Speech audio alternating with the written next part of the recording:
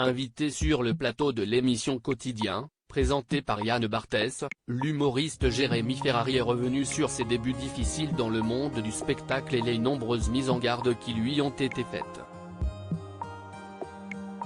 D'un côté apprécié et de l'autre décrié, l'humour piquant, noir et incisif de Jérémy Ferrari ne laisse personne insensible. À tel point d'ailleurs que les blagues du jeune homme lui ont plusieurs fois valu de faire l'objet de menaces de mort.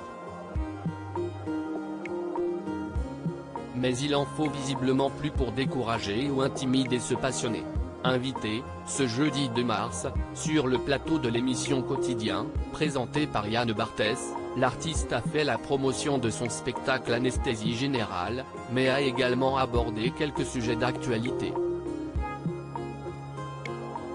Il s'est par exemple exprimé sur l'affaire Palmade, qu'il a replongé dans une sombre période de sa vie où lui-même était soumis à une addiction, l'alcoolisme.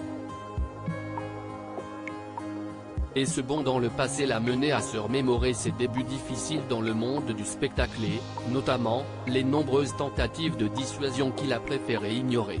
Tu feras jamais ça. Sa présence à l'Accor Arena de Paris les 9 et 10 mars 2024 est une première pour Jérémy Ferrari. Et si l'humoriste est conscient de cette chance, il a avoué à Yann Barthès et aux téléspectateurs de Quotidien que celle-ci était accompagnée d'un léger sentiment de vengeance, plutôt satisfaisant. On m'a toujours répété que j'avais un humour noir, provocateur, etc. Et que tout ça ne pouvait pas fédérer de grandes foules et que je ne pourrais jamais faire de très grandes salles.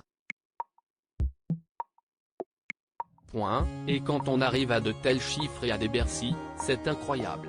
A-t-il confié, non sans fierté. Et il faut avouer que cette ascension est un joli pied de nez à ceux de l'industrie du spectacle qui, il y a plus de 10 ans de cela, n'auraient pas misé sur Jérémy Ferrari. Une carrière bien remplie. En se penchant sur la carrière scénique de Jérémy Ferrari, on se rend bien compte que l'humour de niche décrié par les gens du métier s'est finalement popularisé et a su interpeller un plus large public.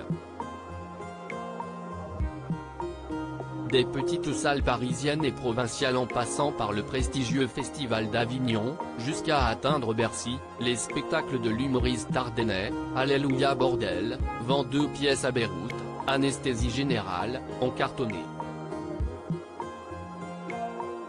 Article écrit avec la collaboration de 6 médias. À lire aussi. Et donc, vous êtes choqué ou pas? Gabriel Attal mis sur le grill par Christophe de Chavannes et Jérémy Ferrari. Dans quelle époque?